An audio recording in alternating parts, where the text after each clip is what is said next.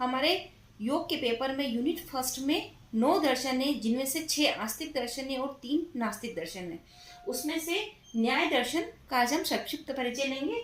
न्याय दर्शन आस्तिक दर्शन में आता है। यह ईश्वरवादी दर्शन है, ईश्वर की सत्ता को मानता है। तो किसके द्वारा दिया गया है? महर्षि गौतम ऋषि के द्वारा दिया गया यह न्याय दर्शन है। इनको गौतम ऋषि को अक्षपाद भी कहा गया है। न्याय दर्शन का अन्य नाम और क्या क्या है? पहला तर्कशास्त्र, दूसरा वाद विद्या और आरंभवाद। तर्कशास्त्र तार्किक बातें इसके अंतर्गत आती है।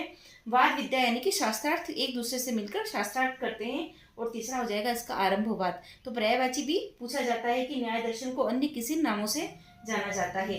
तो न्याय दर्शन की भी 2 ब्रांच हो जाती है, प्राचीन न्याय और नवीन न्याय। प्राचीन यानी कि जो पुराना न्याय है वो महर्षि गौतम का दिया गया न्याय सूत्र है। न्याय सूत्र की बात करें तो उसके अंतर्गत 5 अध्याय आ जाते हैं। 5 अध्याय को भी वापस आगे सब चैप्टर्स उसके 10 आहानिक कहा गया है।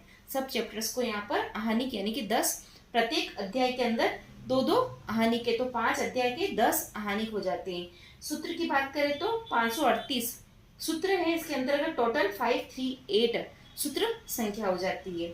नव्य न्याय उसके बाद में आ जाता है। नव्य न्याय यानी कि अभी का नया न्याय, उसको किसके द्वारा दिया गया है? मंगेश उपाध्याय जी के द्वारा दिया गया है। उनकी रचना है तत्व चिंतामणि। जिस तरह से महर्षि गौतम का न्याय सूत्र है, उसी प्रकार से मंगेश उपाध्याय जी का भी तत्व चिंतामणि संबंधित है। तो ये न्याय दर्शन का एक छोटा सा परिचय हो गया।